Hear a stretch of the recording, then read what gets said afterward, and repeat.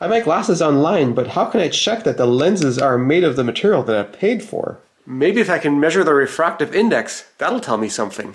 And the lens maker's equation gives me a relationship between focal length, index of refraction, and radius of the lens surfaces, and that can be solved for index of refraction. I know the focal length of the lens, and if I can measure the radius of the lens surfaces, I can work out the index of refraction. So I made this gadget with a dial indicator which measures curvature. So if I put this on a flat surface here, the dial indicator goes to 0. And if I put it on something curved, like this bucket, I get a reading on the dial indicator that is not 0, and from that I can work out the radius. Except this one isn't super accurate. The spacing on these isn't quite right, and that was my second attempt, and then they're not perfectly in line, which is why if I lean this thing back and forth, the dial indicator actually changes. And it gets more complicated than that because most people's glasses have actually a slightly different focal length and two different axes to correct for astigmatism, so I really want the average of both of those, or I'd have to measure along both axes.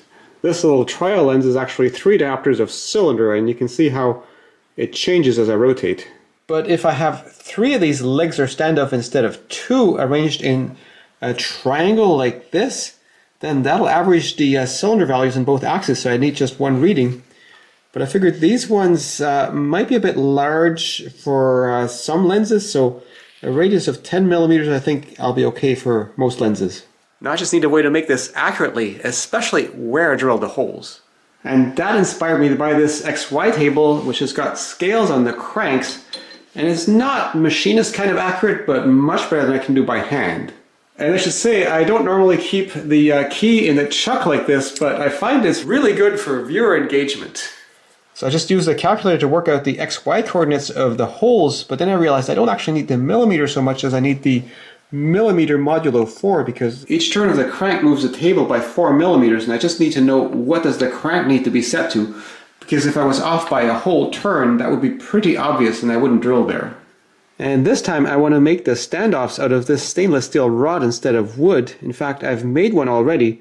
The challenge is just grinding something roughly spherical onto the end of it.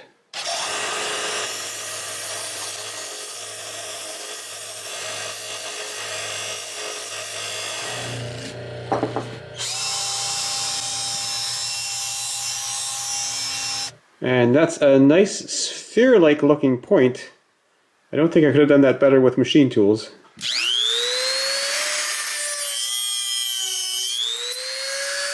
This rod is 1/8 of an inch, and I drilled a 1/8 inch hole, and it fits in there pretty snug, but it's not as tight as I'd like it, so I drilled a 3 millimeter hole in there, which is just a tiny bit smaller. And that gets in there really tight. I can't push it with my fingers. Coordinates for the middle hole is 10, 10, which modulo 4 is 2, 2.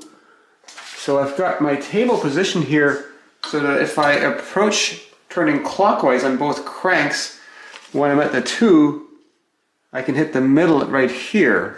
Now to drill the top hole at 10, 20, that's 2, 0. I need to do 2.5 turns counterclockwise and end up at 0. Whoops, and that actually makes it upside down. But that's okay, I'll just cut the whole thing upside down, it doesn't matter. Now to get from here to these holes, I have to move back by almost 5, but then forward by 1. And clockwise on this one, and to 2.6.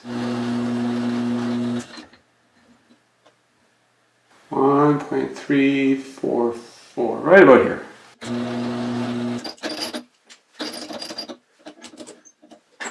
And this should now be at the 2, 2 center position. Now to the eye, I can't tell that this is wrong in any way, but checking with the calipers, I've got this set to this distance between this hole and this hole, but if I put it between these holes, I have a tiny bit of slack. And there, that's quite a bit of slack there. So another scrap, another try. Let's see if I can do better this time.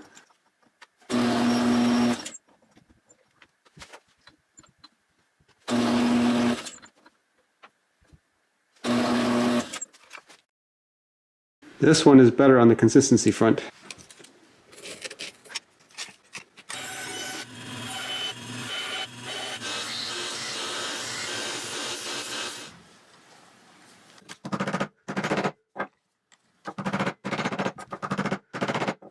And this is the backer board, and it lines up with the holes in the backer board in any rotation, so I think I did okay accuracy wise. Now this dial indicator has got a 30mm stroke, and I don't need it to stick out this far, so I just need to restrict that to come only this far forward.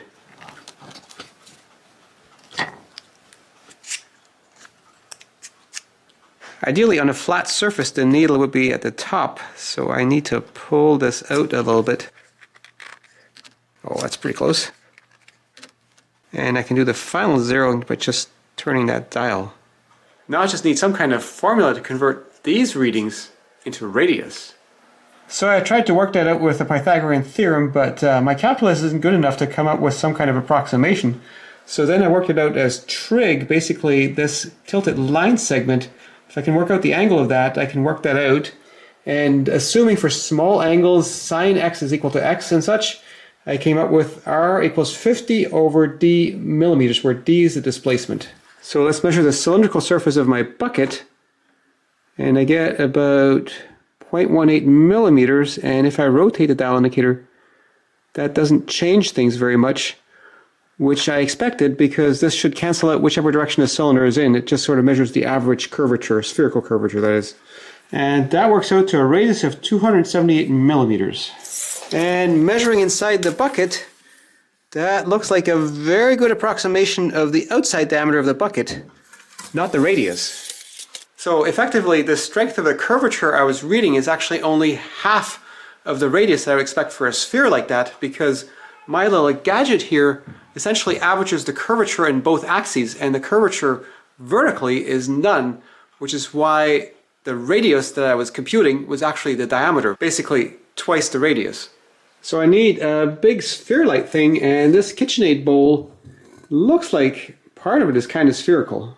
I could of course also try a ball, but they just aren't hard enough to get an accurate reading off of. So I cut this to follow the curvature of this bowl, and if we go on the side, it does in fact taper in roughly spherical for quite a bit of it. Measuring on the cylindrical part of the bowl, I get 0.2 millimeters, and if I move this up to the spherical part, it doubles to 0.4. And the curvature down here is the same as it is up here, it's just in both directions here. So measuring the cylindrical part, it works out to r of 244 millimeters, which of course is actually the diameter because half the curvature, and that works out pretty close. And for the sphere part, works out to 125 millimeters, which is very close to half of that, which is indeed the radius of the spherical part of this bowl. So I just measured these cheap plus 5.5 diopter reading glasses and worked it out, and comes out to an index of refraction of 1.516, which is pretty plausible. And these are not at all practical for reading because they focus really close, right about here. But if I need to pull out a sliver, they're just right.